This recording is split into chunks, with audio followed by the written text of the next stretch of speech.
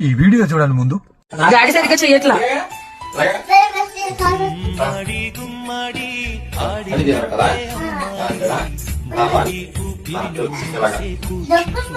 Jump jump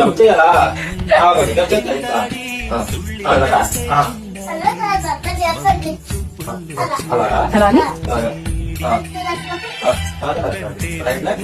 పగలంతా ఆడి పాడి ముద్దైన తినదే పరిగెత్తే పైడి లేడి చిలకల్లే చెవిలో.